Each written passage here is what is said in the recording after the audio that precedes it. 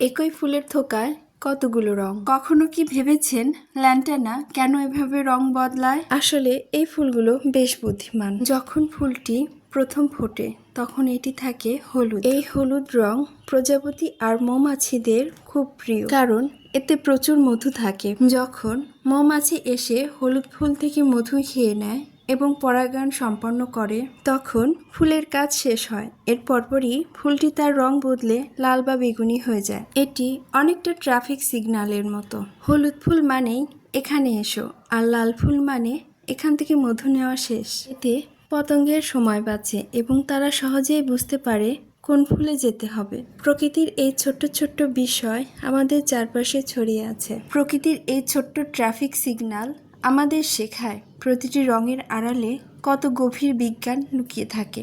এমন অজানা তথ্য জানতে সাথেই থাকুন। ইনশাআল্লাহ দেখা হবে পরবর্তী কোনো ভিডিওতে।